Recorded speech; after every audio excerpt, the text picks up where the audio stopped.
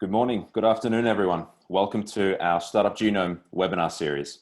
Today, we will be talking about the topic of multiplying ecosystem growth and policy impact, a data-driven assessment and prioritization of gaps to build your ecosystem strategy.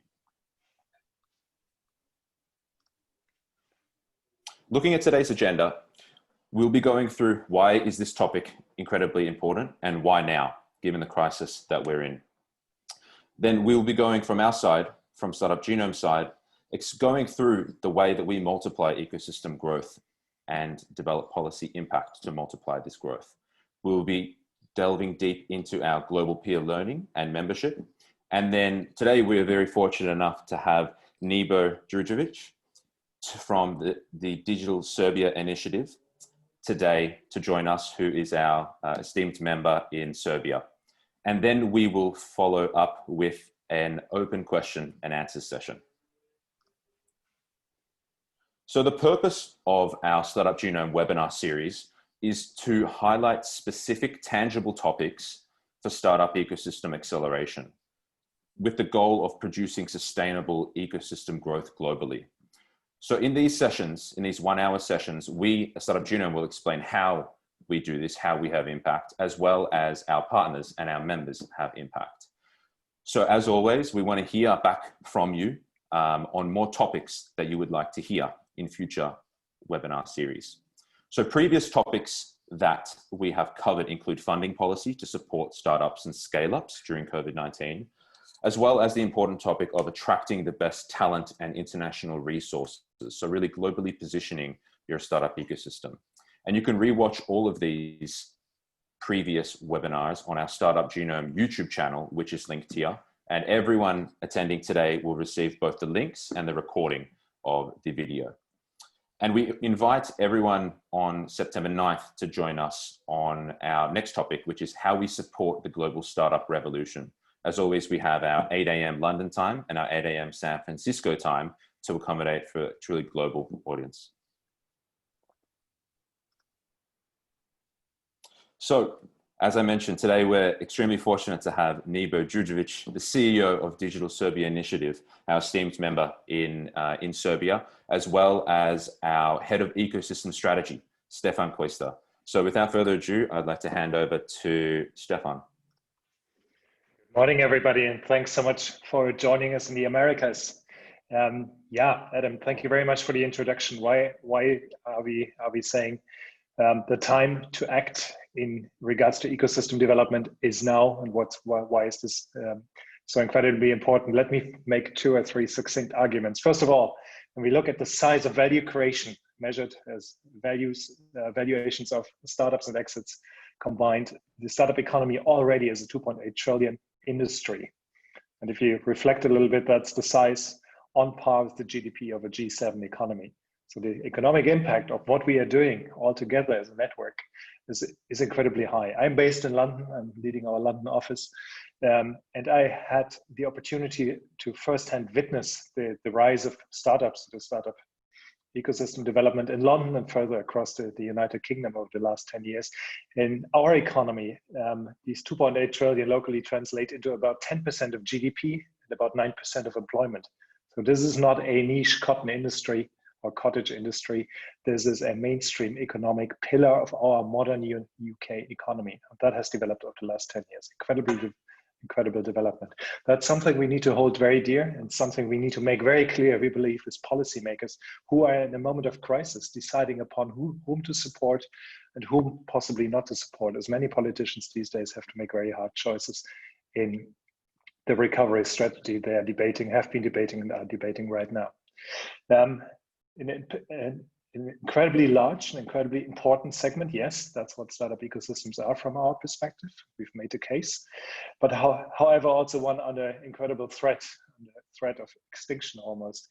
When you look at these slides here, this is our COVID-19 pandemic research, the impact of COVID-19 on our startup economies all around the world, which we have been mapping and tracking since January, starting in China and then progressing all across the world. And if you look at these graphs here, it becomes very clear that 50 to 60% of all our startups have lost 21% up to 40% or even more in their revenue base. They are selling 20%, 30%, 40% less than they were selling to their B2C or B2B clients than before the crisis. Just imagine that. You're building a successful business, you're starting to ramp up production and sales, and all of a sudden this crisis brings you down for these 8% to almost zero revenue. So we're not talking funding, we're talking really the way they do business. So the impact in the eye of the storm is incredibly tough, and it obviously drains available cash flows, free cash flows immediately. Looking at funding, a very similar picture. When we look at what financial runway, how long are you funded as a startup? There are about 60% of startups that have less than half a year of funding, and there is 10% who have less than 4 weeks to go. So they are at the brink of extinction. That's certain. 1 to 3 months, something we would call the red zone. Typically, that's almost a third of our industry globally. So these are just numbers taken from our COVID-19 tracker, an aggregate of global data. In some geographies, this is even more pronounced. We recently worked with the Asian Development Bank for Southeast Asia, for the Southeast Asia region. We had about 40% of all startups running into this red zone of funding. And the reasons being, not bad business models. They were well designed, well pitched. Investors already had agreed to certain term sheets or were in discussion and finalizing term sheets. All of a sudden, the discussion either stops, slows down, and the term sheets get derailed. So that's the harsh reality. Very important, on the other hand side, we are all, as an economy or as an economic segment, also under threat, and we need to pay particular attention to that. What are we arguing with politicians, political leaders all around the world? Why startup ecosystems are so incredibly important, why right now they need to have a look at them. We went back in history and we had a look into the last financial crisis in 2007, 8, 9, 10, the global financial crisis, and had a look at who was creating new employment during and post the crisis. And the computer systems design and related services, as it is classified here, category was really, when you look here, nearly 6% revenue growth, employment growth right after the global financial crisis, and then 3.6%. They always stood out as the drivers of economic recovery. And that's what we are anticipating next. We are coming through the pandemic, hopefully, but we are certainly all facing a global recession. And according to these data, we are very confident, and we are hoping, but we are also very confident from what we are seeing and hearing, that the technology and the creative and startup industries will take us out of the upcoming recession. Another important consideration we wanted to bring to your attention is a fundamental change we witness in the way that economic success is built and driven in countries. When we look into the software, hardware, technology-oriented winners of the past, Seoul, South Korea, Taipei, and Taiwan, high economic growth, particularly in hardware, but also in software components, all driven and fueled by a highly sophisticated academic and R&D environment. Academic environment, universities, R&D centers, but also corporate innovation from their large corporations, technology corporations. That really fueled competitiveness, international competitiveness, and ultimately growth, GDP growth. And when you look at these numbers here, they almost have halved. Yeah, they've really come down very significantly. In the case of Taiwan, almost by a factor of 5 from 2003 to 2016.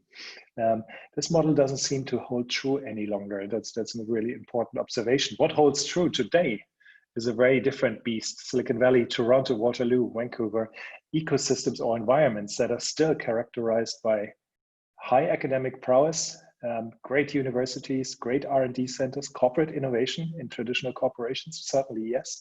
But the difference here, the big but, is they also have succeeded in building a startup segment around their universities and R&D centers that is able to take these new ideas, these new discoveries in university labs, these new patents into business models, and to very flexibly test what is working in markets and what is not working in markets.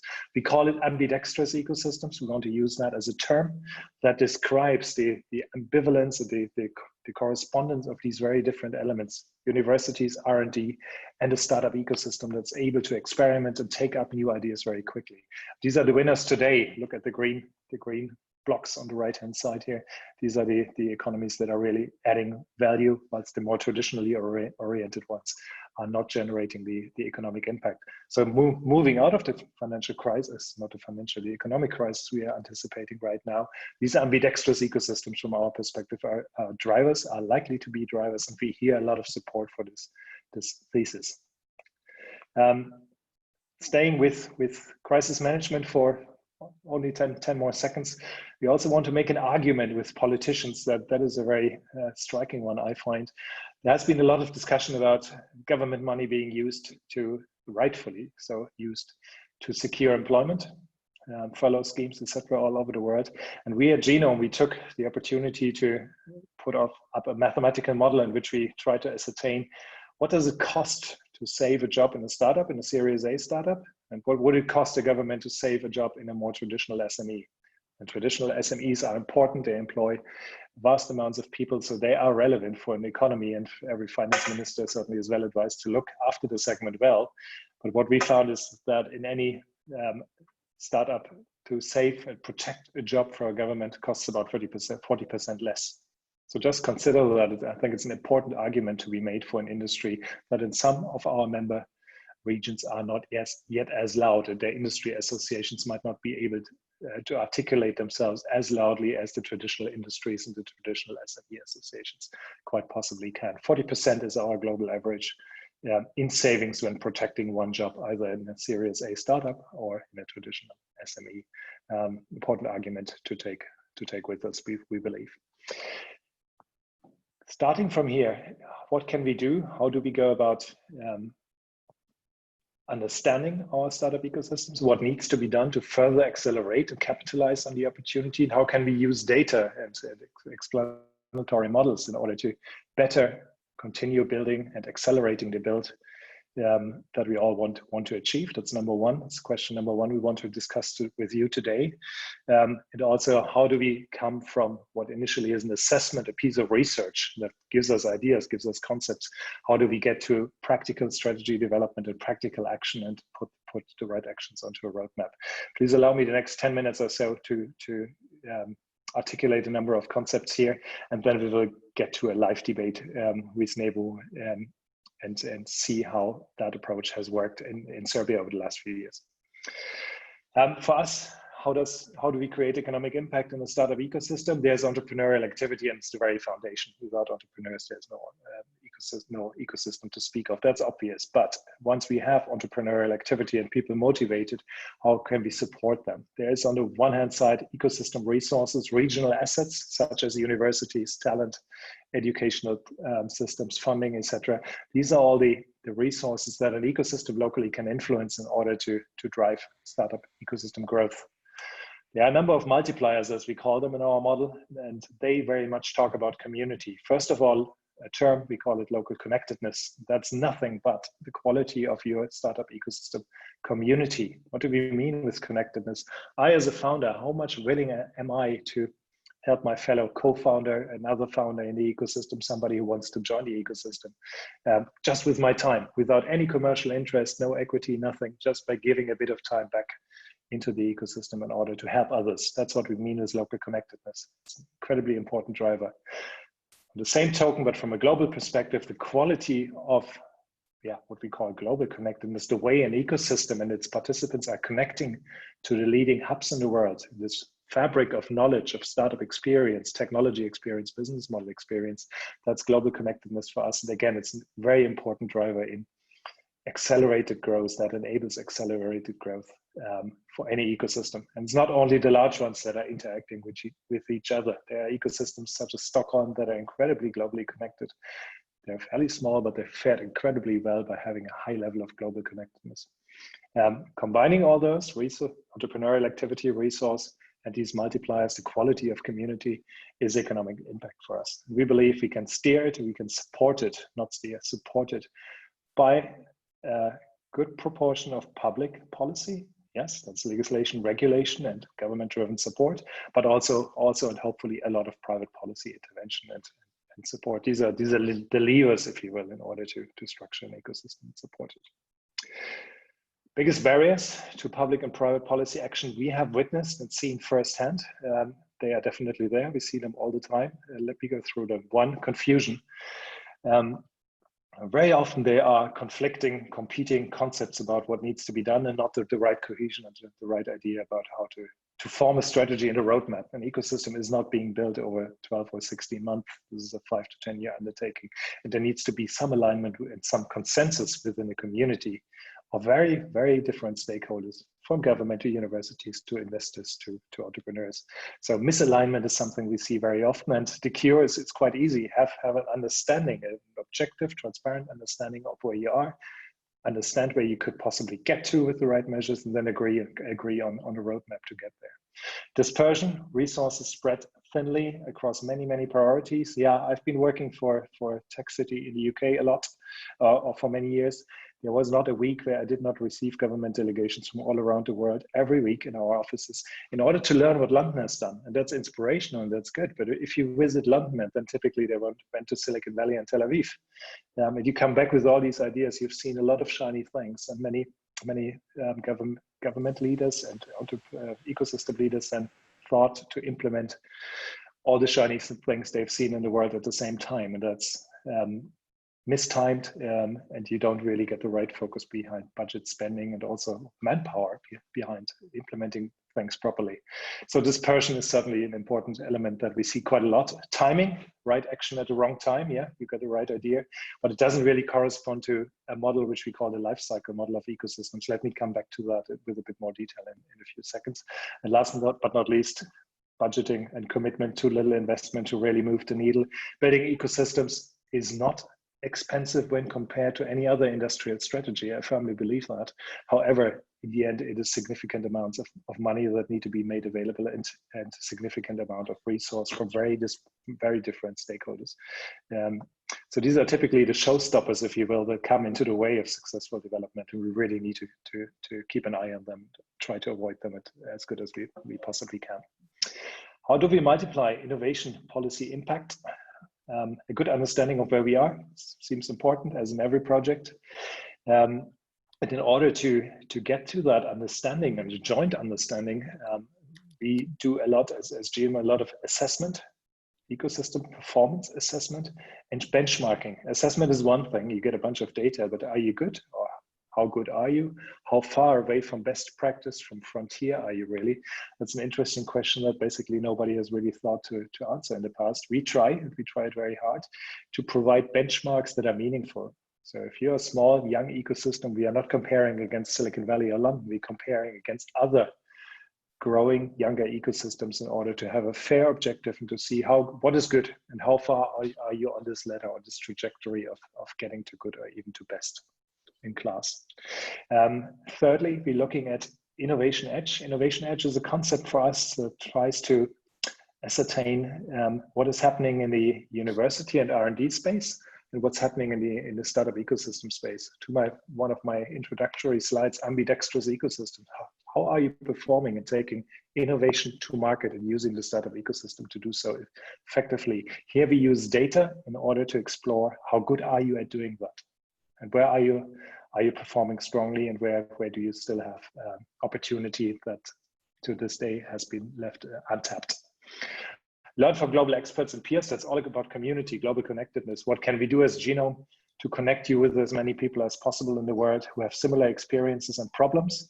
And I must say, and Adam certainly will agree, the best conversations we've ever had are those behind closed doors with our 75 or so members in the world, where we discuss problems, policy, failures. Learning from failure is always better than just celebrating successes. And we have very vivid discussions, and we want to invite many more ecosystem leaders to participate in that very outspoken and very high quality network.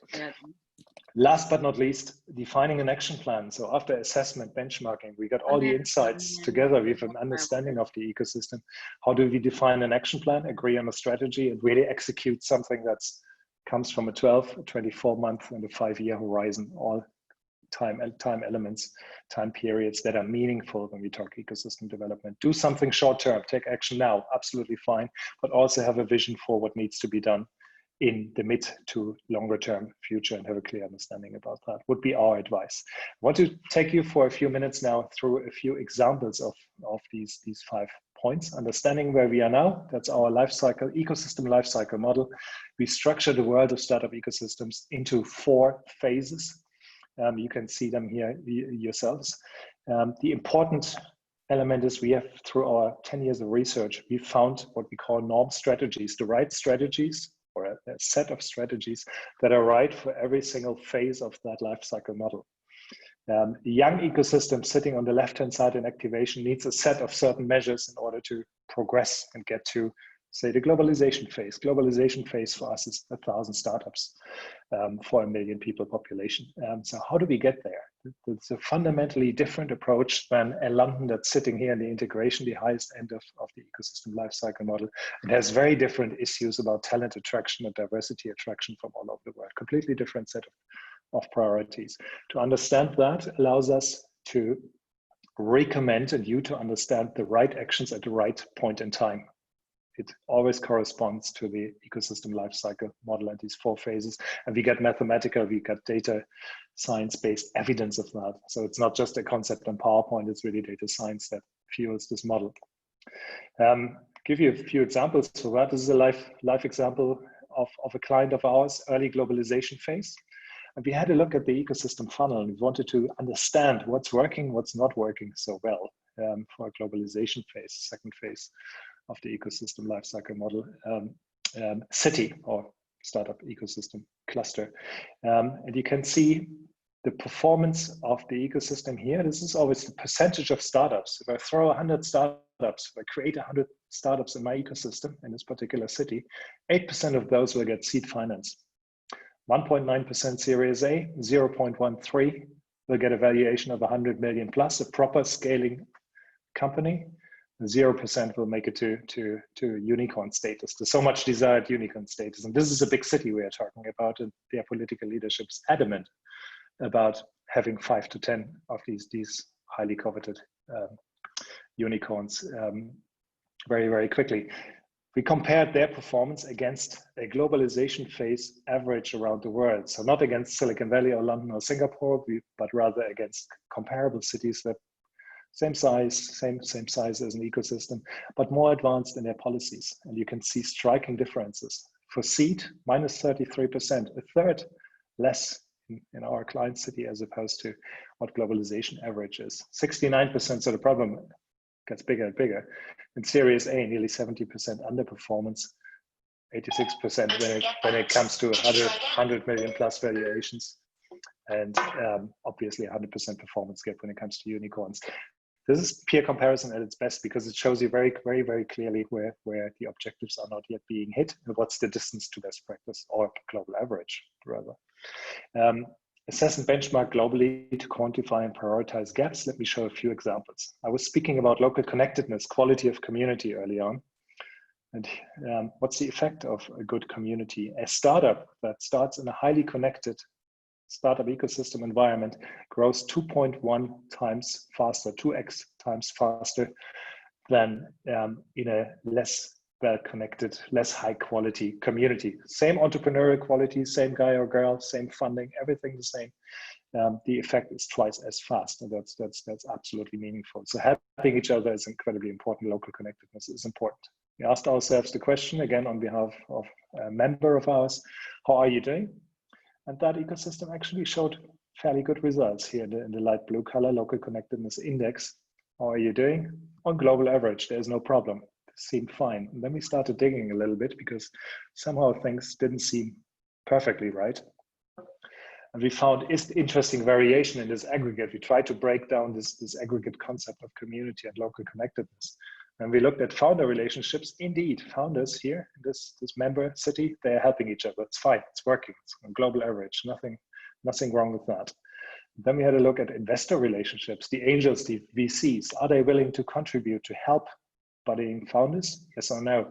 And have a look to the distance to global average. It's striking. So the angels are not there, the angel syndicates or angel groups are not there, the early stage VCs also are not there to advise, to mentor, to help. And build community, a really large gap.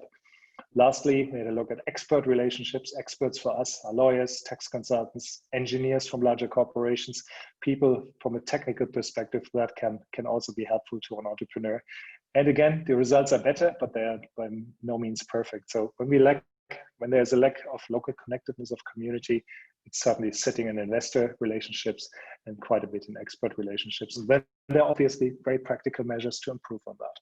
That's the advice. So that's assessment and peer benchmarking. Where are you? What's working? Drilling down to the root causes of issues and gaps, really understanding them, and then based on this understanding, really recommending it, executing on the right initiatives to solve the case.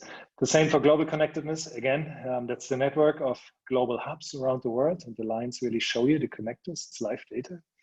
And again, for this particular member city, we had a look. How well connected are you globally? The results, I think, speak for themselves. There's a big opportunity to improve on global connectedness, to reach out to this global fabric of knowledge to other cities, to learn and to build relationships. Very, very big gap, and it needs addressing immediately from our perspective. That's just one example, and then we kind of put it nicely together into an amber, red, and green framework. Unfortunately, not too much green. So there's still a bit of work to do in this environment, as you may see. But it's very clear, based on data, based on peer benchmarking, we can identify the root causes of gaps in the ecosystem. That's what we want to make very clear. That's assessment and peer benchmarking. Same for funding. What can we see for seed? What can we see for Series A? Larger rounds for seed. What's the median amount? What does a seed amount allow us as a startup, as an entrepreneur, to fund? How many FTEs can I fund? Is this good or bad? Is it on average? How much financial runway do I have? In Series A, what's the median amount I can get in my ecosystem compared to others? Or when we look at the foundation of any ecosystem, many rounds for many people, ideally. What's the percentage of seed-founded startups? Are they enough? Am I doing well as an environment, or is the city next to me doing much better, giving much more entrepreneurs access to seed funding? Yes or no? And the quality of our startup support organizations, incubators, accelerators that have a role to play. What's actually the survival rate of those that get a funding round? These are all questions that drive us here when we look at funding and funding policy. And again, to show you a few examples. Here again, one of our member network cities. Seed rounds in the ecosystem are smaller. They are considerably smaller than in their peer benchmarks, their global benchmarks. But when we started digging again and drilling down, is this really so bad, or what's going on here? And then we went in order to understand how many FTEs, how many engineers can I employ with this amount of seed stage funding, round size. And all of a sudden, the world looks completely different, because the ecosystem is, from a cost of living perspective, cost of doing business perspective, wage perspective, very, very cheap and attractive and competitive. So all of a sudden, the picture changes. We really need to drill down to the root causes. Again, we did it here. And then we had a look at how many of these seed rounds are larger than $1 million, to really give you the funding runway that allows to build a globally competitive product. Really to dig down into product design, etc., do it really properly, it become competitive. And that's where we finally found the problem in this particular environment, because these rounds are fair and few, and certainly don't allow to build a proper scaling segment, or the nucleus of a scaling segment. Talent, the same. We try to understand how is access to talent in an ecosystem environment, how many experienced engineers, software architects on the left-hand side. Again, there is certainly a gap in this case. And what is happening on the other side of the business when it comes to managerial talent, growth hacking skills, etc. People who have the experience to build a scaling business, a successful business and a scaling business, experienced growth employees. And again, you see the distance to frontier, or the distance to average here, which is significant, indicating a lot needs to be done in terms of technical education and technical talent, but also, not to be forgotten, about the people who have the ability to do business development internationally, really put a startup on the map. Innovation edge, just a few words to that concept. We try to understand what an ecosystem can do very well. Where are you strong locally?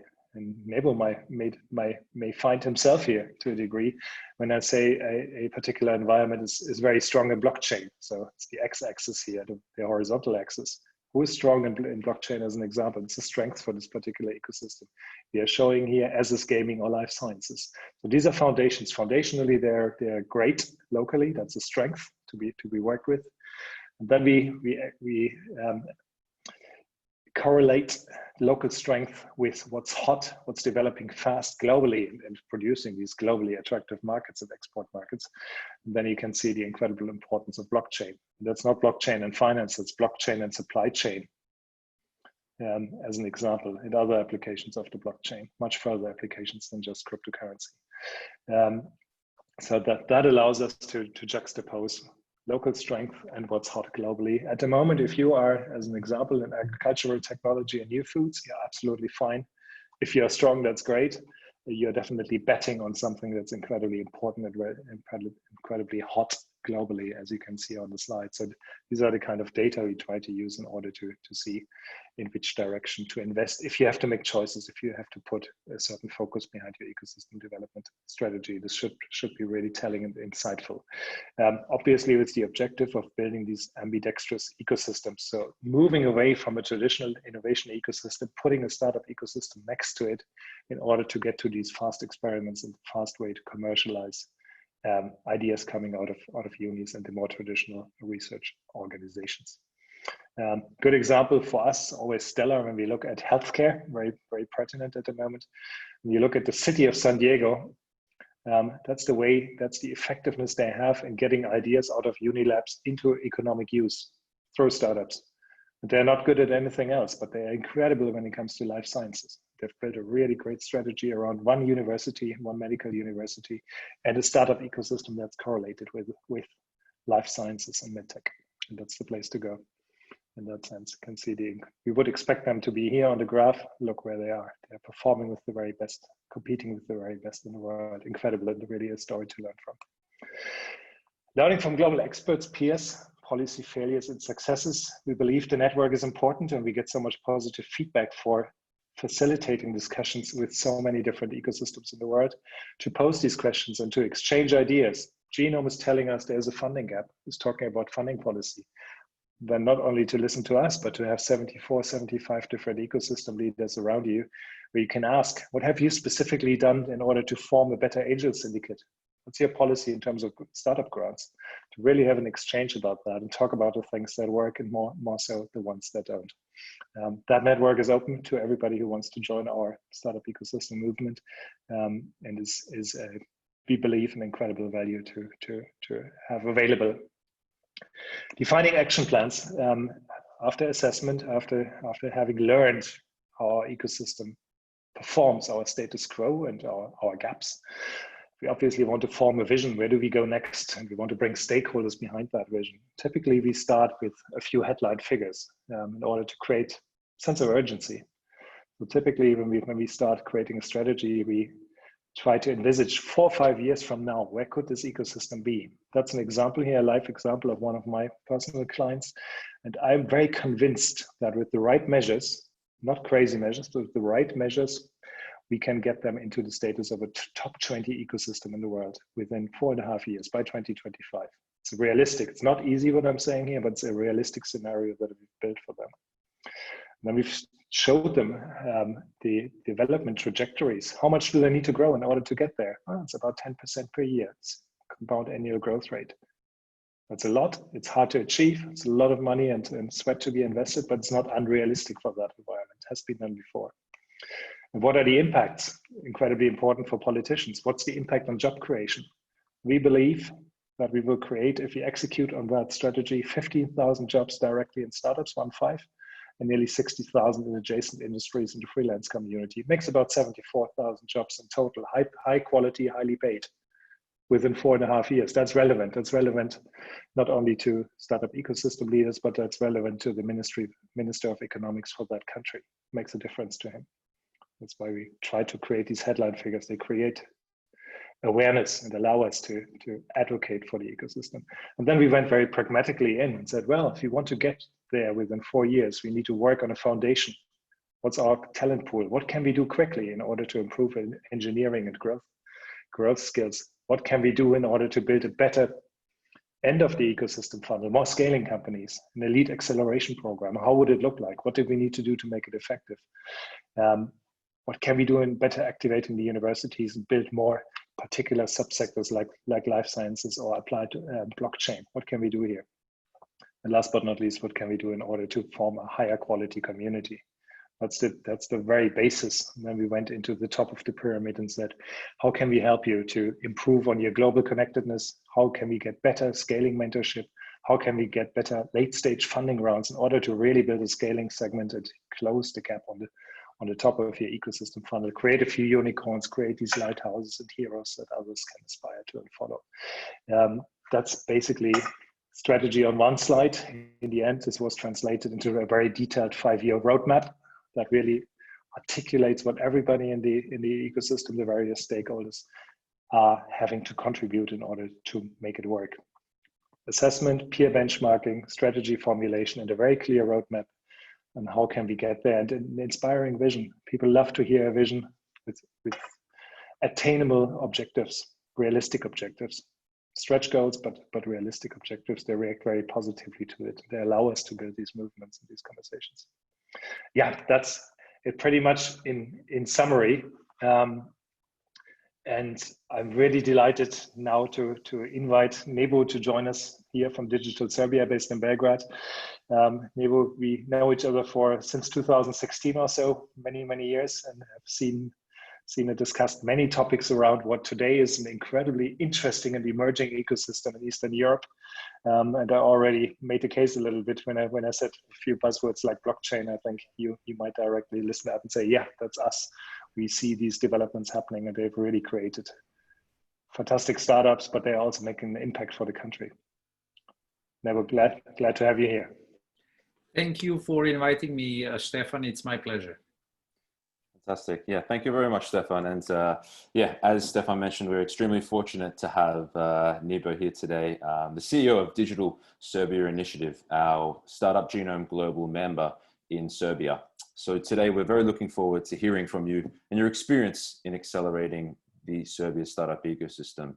So first off, could you tell us a bit more about Digital Serbia Initiative and a bit about how we got started in our joint work together to accelerate the Serbian startup ecosystem?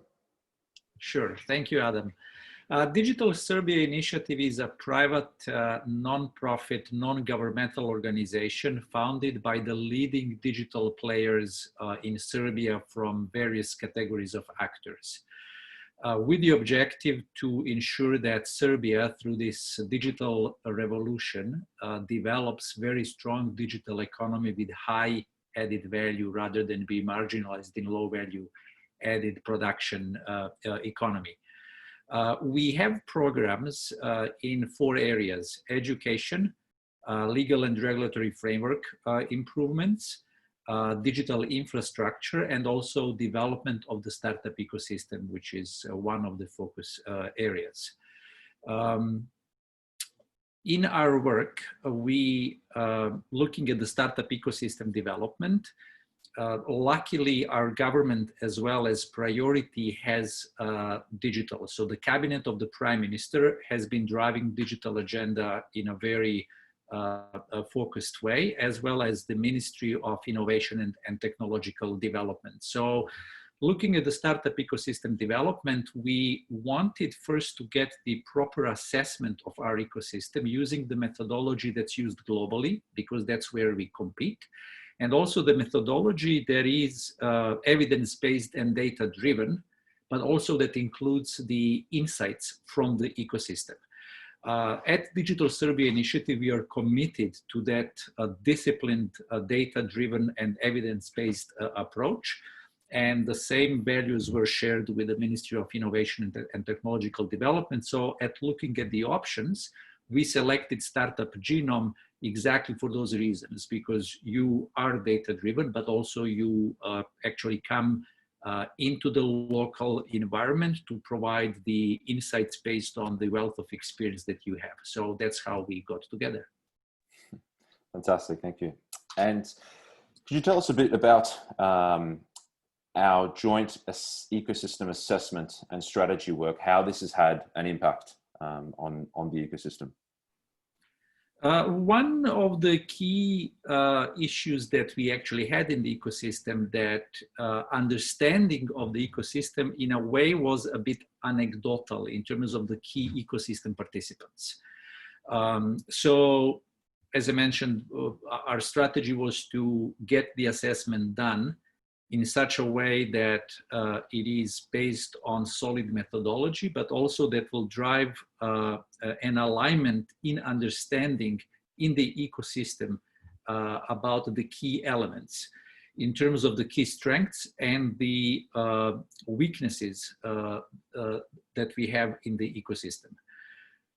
So the assessment that actually included the survey that you have, combined with the visits that some of the key people from Startup Genome team did in our ecosystem, Belgrade and Novi Sad, meeting with the representatives in terms of the policymakers of the government side, universities, startup support organizations, actual startups, as well as strong IT service sector, because outsourcing model is quite strong in Serbia as well, basically allowed us to get very solid understanding of the ecosystem by all participants in the ecosystem. Fantastic to hear. In terms of the importance of data, could you tell us a couple of specific examples how data has helped you drive conversations needed on, say, particular policies or particular programs to really focus in and accelerate the ecosystem? I could actually pick a couple from what Stephan just presented. So as he outlined, in any ecosystem, and especially in the smaller ones like ours, the resources are always limited. And it is key to understand, if you look at various success factors, where should you apply your resources? And the assessment actually provided us with a clear understanding at what phase of development in the life cycle of the ecosystem our ecosystem is, and then zooming into what are actually the success factors that we should focus on based on that. And here is actually one example that was also featured there. We actually thought, and probably most of the ecosystems do, that we are really well connected, at least locally in our ecosystem. What the assessment has shown, and actually broken down in those segments that Stephan just explained, that we are connected quite well globally, above the global average in our ecosystem, especially with the leading one like the Silicon Valley, but actually on the local connectedness level that we are lacking, that there is low level of local connectedness, which has negative impact because the average revenue per startup in the ecosystem is actually half of what it could be if we had a proper local connectedness.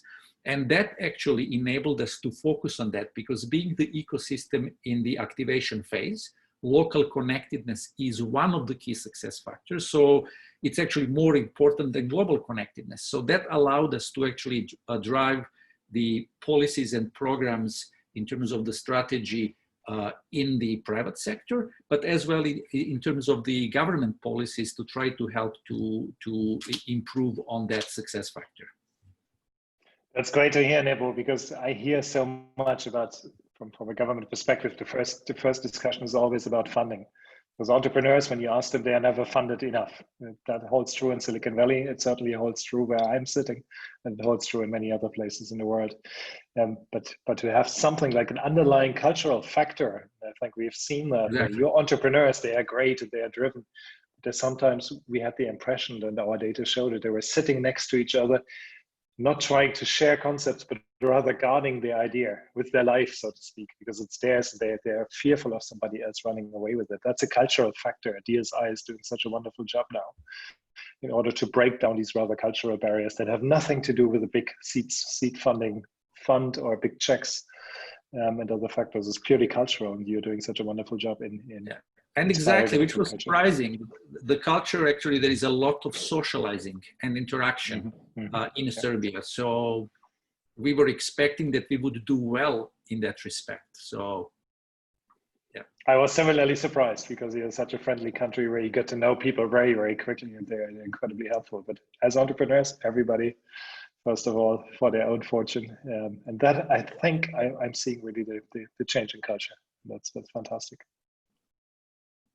Nebo, on that note, when you look at data, have there been other data points, data-driven conversations where you found a conversation with government to be more easy in a sense? So personally for me, I find the genome and other data points that are available always incredibly helpful to have a more objective discussion with the Prime Minister, Head of State, Minister of Economy, and Minister of Innovation and Digital Transformation, because there's so much, I don't know, hearsay, so much gut feeling in stories that are being told.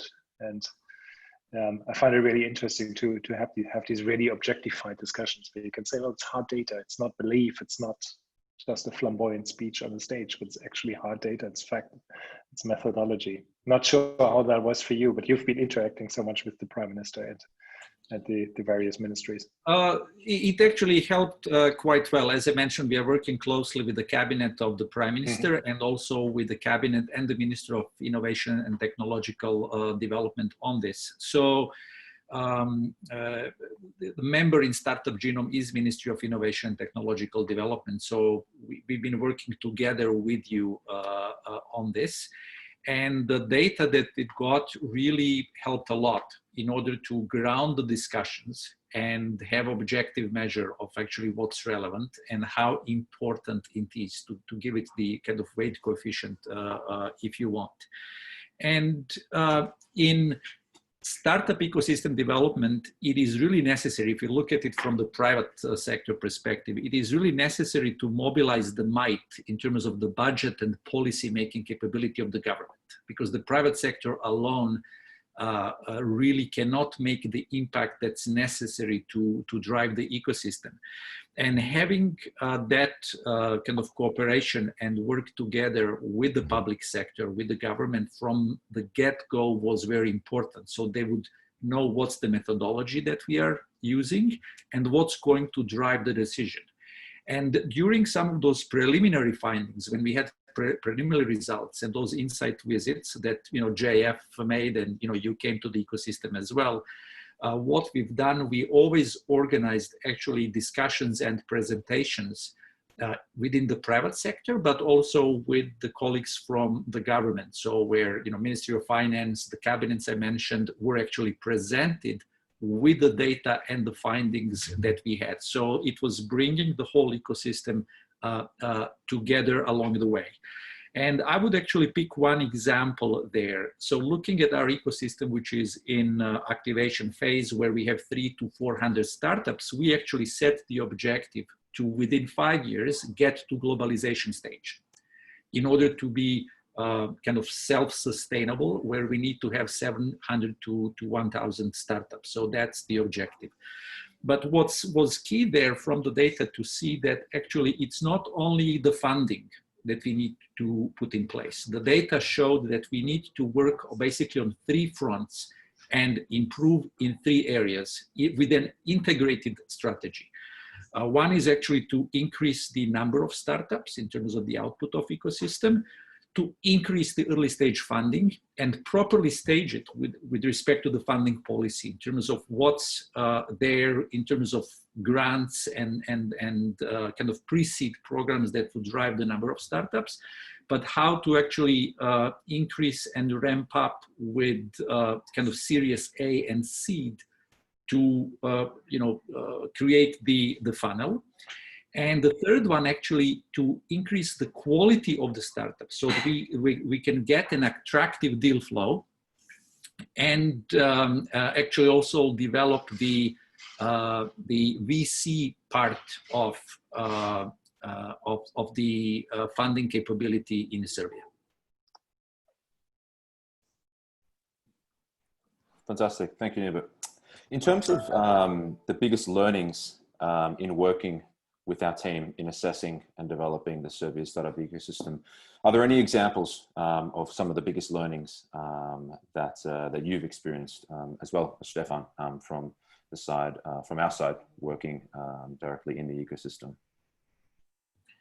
I actually mentioned already a couple, like with respect to local connectedness and this integrated model, how to bring the ecosystem to the next stage, where you have to balance properly funding that drives the output, the number of startups, quality in terms of acceleration, and kind of pure funding in terms of how to combine the public funds by, for example, establishing the matching fund as an option to basically de-risk it and extend the reach of the private funding.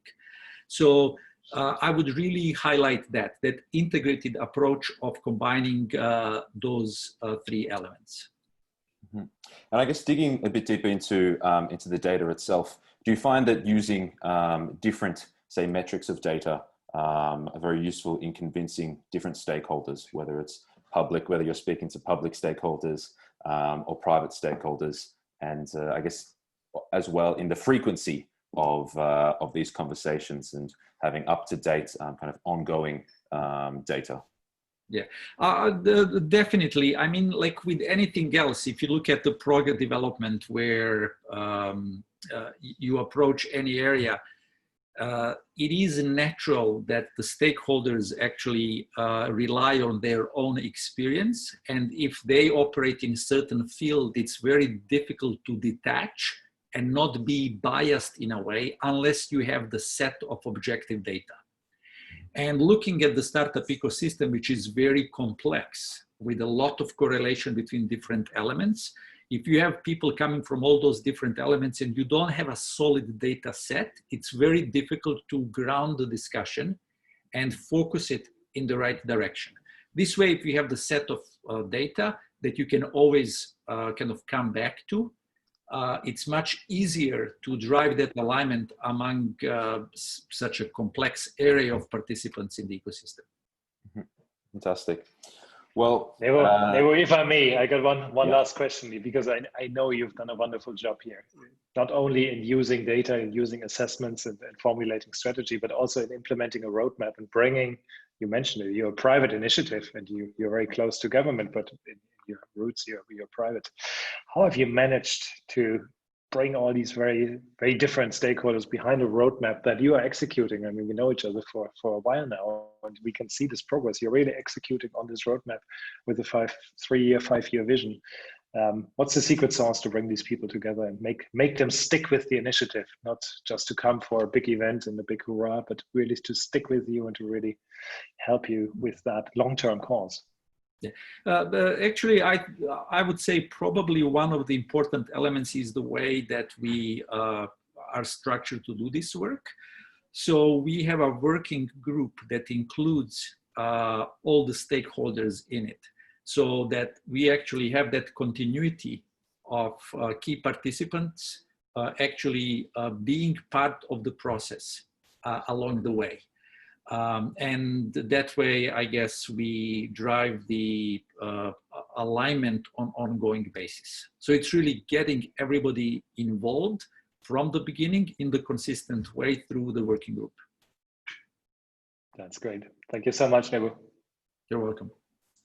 Fantastic. Yeah, thank you both very much. Thank you, Nebo and Stephan, for all the insights today, really into our startup genome ecosystem assessment and strategy, and particularly on our joint work together in accelerating the startup ecosystem in Serbia. Is there anything else that you guys would like to add before we conclude our webinar today? Nothing from my side. Thank you. It's only to me to say we at Genome will certainly have a keen eye on what's happening in Novi Sad, in Belgrade, and other places in Serbia. And we are very confident that we will see the results of your work very, very soon reflected in our rankings. We've already seen that when you look into GSER 2020 and other publications. We already can see the progress, the impact. That's very much to what I said in the beginning. What's the impact of startup ecosystems in good times, and I think it's important for Serbia and other similar locations, but also what's the relevance really as we are heading to this global recession, and how can we use the startup ecosystem? What's the importance to get us out of the ditch once we are in it, and we are heading to it for sure. So best of luck, big thank you, and yeah, best of luck and much success, because we will have a keen eye on what's happening, that's for sure. Thank you, Stephan. Fantastic. Thank you very much, both. So on the next slide, I would like to conclude. Basically, a key takeaway from today is that tech is still extremely concentrated, and our mission is really to change this together. So we implore you to enable your ecosystem to capture a larger share of the global startup economy. So we invite you to join our mission on startupgenome.com. And on the next slide, we have the details of myself. And please get in contact to find out any more information on our ecosystem assessment and strategy work, and to discuss any next steps with our team. And I would like to invite everyone here today to our next webinar series on September 9th, which the topic is how we at Startup Genome support the global startup revolution. So we, as always, will be having our 8 a.m. London time and 8 a.m. San Francisco time to accommodate a global audience. So thanks very much again to Nebo, our member in Serbia, and to Stephan, our head of ecosystem strategy today. Thank you very much. Thanks so much for joining. All the best. Thank you. And one last note is that everyone will again receive the recording for this from this webinar, as well as the slides. So thank you all very much.